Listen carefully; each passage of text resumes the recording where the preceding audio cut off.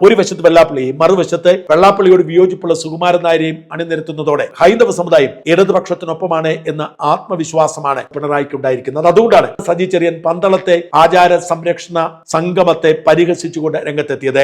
അടുത്ത തെരഞ്ഞെടുപ്പിൽ ഉറപ്പായും LDF തന്നെ ജയിക്കും, 3ാം തവണയും ഞങ്ങൾ ഭരിക്കും, മുഖ്യമന്ത്രി കസേരയ്ക്ക് സ്വപ്നം കണ്ടിരിക്കുന്നവർ തൂങ്ങിച്ചാവേണ്ടി വരുമെന്നൊക്കെ സജി ചെറിയാൻ ആവേശത്തോടെ പറഞ്ഞതുപോലും ഈ സാമുദായിക ഐക്യമാണ്. സുകുമാരൻ നായരും വെള്ളാപ്പള്ളിയും പറഞ്ഞിട്ടും ഹിന്ദു ഭക്തരെല്ലാം പന്തളത്തേക്ക് ഒഴുകിയെത്തിയതൊന്നും അവരെ ബാധിക്കുന്നില്ല. പ്രവർത്തകരെന്തു പറയുന്നു എന്നതിനേക്കാൾ താനെന്തു പറയുന്നു എന്നതാണ് പ്രധാനപ്പെട്ടതെന്ന് സുകുമാരൻ നായർ തെളിയിക്കുകയാണ്. വാസ്തവത്തിൽ NSS പ്രവർത്തകരടക്കമുള്ളവർ ഞെട്ടൽ മാറാതെ നിൽക്കുന്നു. തങ്ങളുടെ നേതാവിനെ എന്തു പറ്റി എന്നാണ് അവരിൽ പലരും ചോദിക്കുന്നത്. UDF അധികാരത്തിൽ വന്നാൽ സർക്കാരിനെ നിയന്ത്രിക്കാൻ പോകുന്നത് മുസ്ലിം ലീഗും മുസ്ലിം സമുദായവും ആയിരിക്കുമെന്നും ന്യൂനപക്ഷ പ്രീണനത്തിന് വേണ്ടി അവർ കീഴടങ്ങി കൊടുക്കുമെന്നും മനസ്സിലാക്കി ഹിന്ദു പാർട്ടിയായ CPM തന്നെ അധികാരത്തിൽ വരുന്നതാണ് നല്ലത് എന്ന തോന്നലിലേക്ക് സുകുമാരൻ നായർ മാറുകയാണ്. ചങ്ങനാശ്ശേരി താലൂക്കിലെ പ്രധാനപ്പെട്ട സർക്കാർ ഉദ്യോഗസ്ഥന്മാരൊക്കെ നായന്മാരായിരിക്കണം എന്ന ചെറിയ വാശിയുള്ള സുകുമാരൻ നായരെ സംബന്ധിച്ചിടത്തോളം ന്യൂനപക്ഷ പ്രീണനമുള്ള UDF-നേക്കാൾ ഭേദം ഹൈന്ദവ നേതാക്കളെ നിയന്ത്രിക്കുന്ന CPM ആണ് എന്ന തോന്നൽ ഉണ്ടാവുന്നത് സ്വാഭാവികം.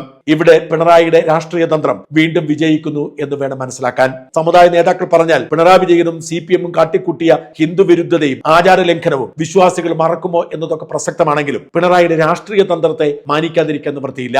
നഷ്ടപ്പെട്ടുപോയ മുസ്ലിം വോട്ടുകൾ തിരിച്ചുപിടിക്കാൻ കഴിയില്ല എന്നുറപ്പായപ്പോൾ സകല സമുദായക്കാരെയും കൂടെ നിർത്തിക്കൊണ്ട് ഹിന്ദു വോട്ടുകൾ ഉറപ്പിക്കാനുള്ള പിണറായിയുടെ ഈ സർജിക്കൽ സ്ട്രൈക്ക് വരും ദിവസങ്ങളിൽ വലിയ രാഷ്ട്രീയ ഭൂകമ്പത്തിന് കാരണമാകും.